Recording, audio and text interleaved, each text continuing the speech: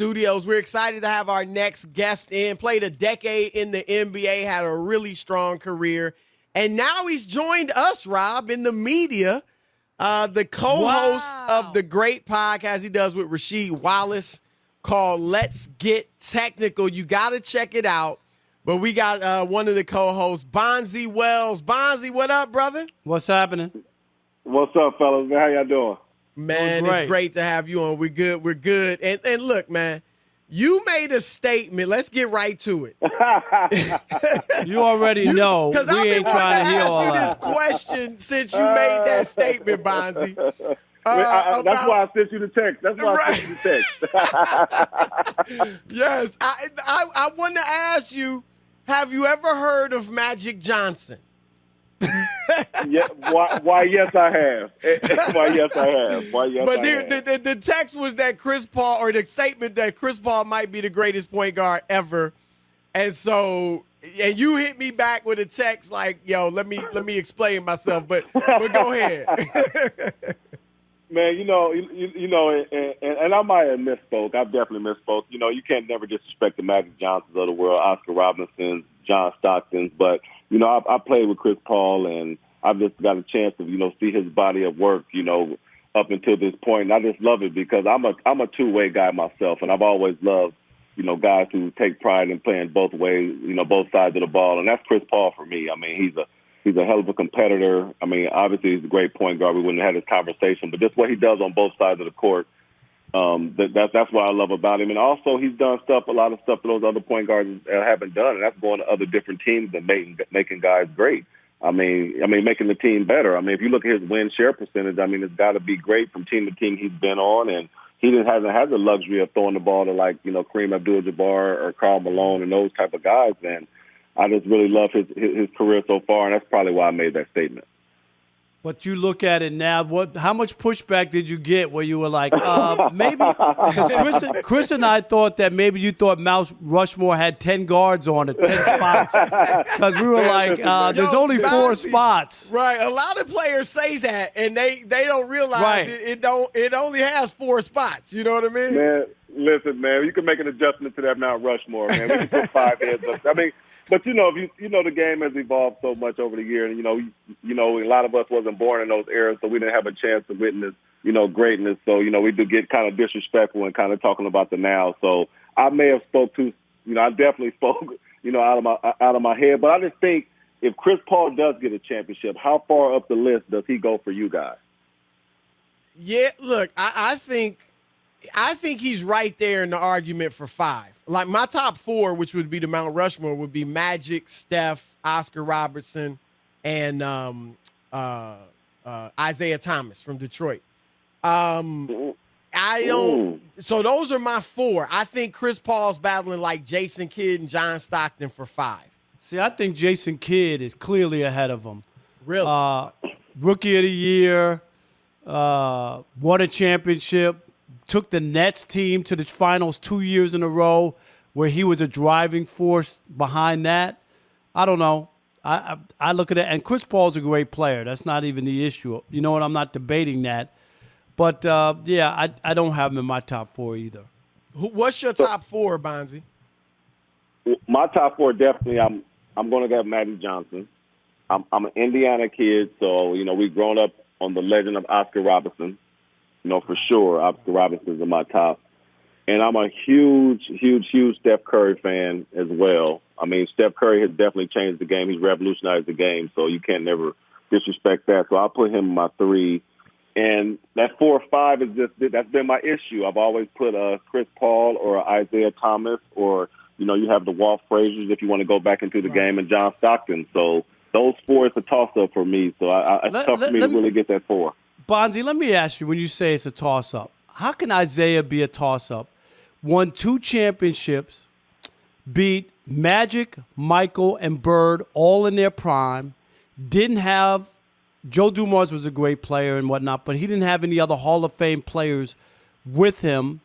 How could Isaiah not be that 4th guy for you, or how is that a toss-up?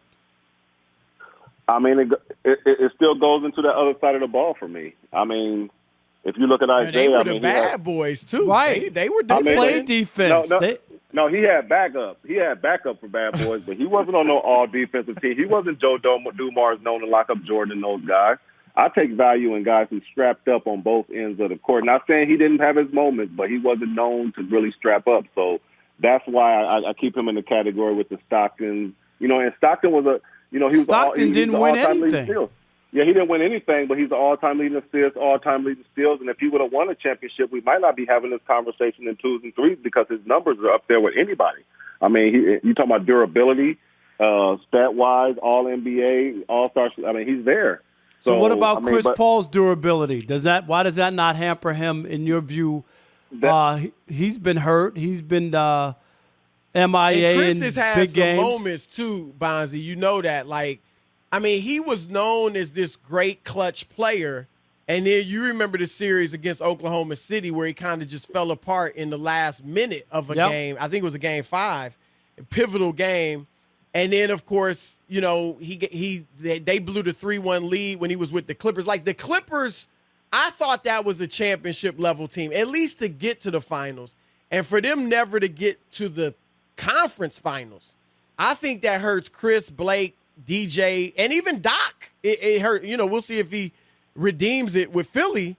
But I think that team underachieved.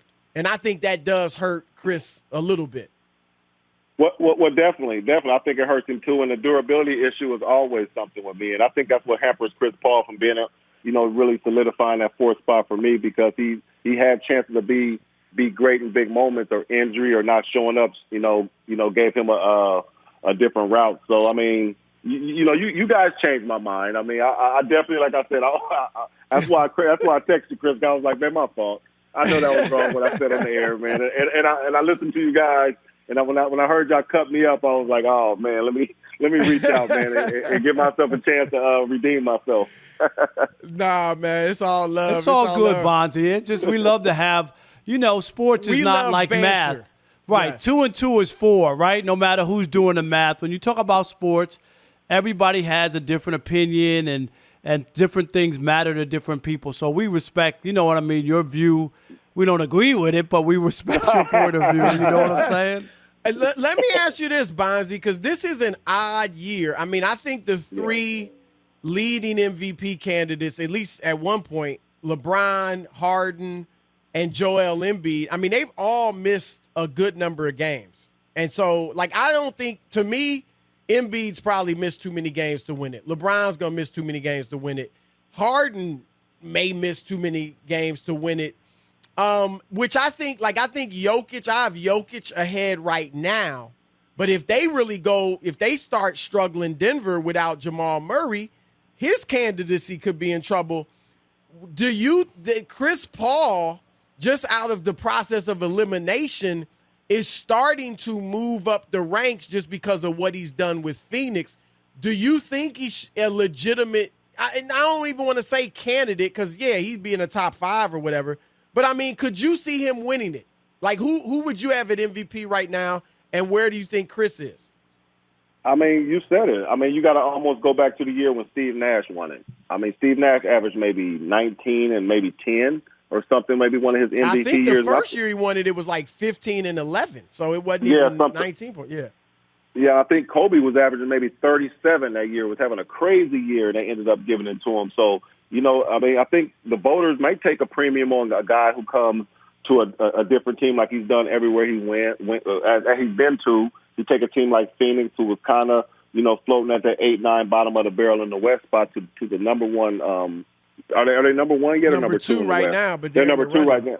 Yeah, they're in the running. So, I mean, you look at what Chris Paul is doing. He's gave that team confidence. He's gave that city a jolt in the arm. I mean, because Phoenix, it hasn't really had that jolt in the arm in a long time in terms of their fan base. And you got people believing again. So Chris Paul is definitely, by the process of elimination and his body of work, definitely deserves the MVP conversation or maybe MVP nod. All right, that's our man Bonzi Wells. You heard him. We convinced him. Yes, sir. Great stuff, man. Look, I love the podcast. You got to check it out. It's Bonzi and Rasheed Wallace. I just mentioned those names. It's good. It's called Let's Get Technical. So definitely check that out. But, man, great stuff, Bonzi. We'll get you on again, man. Keep up the great work.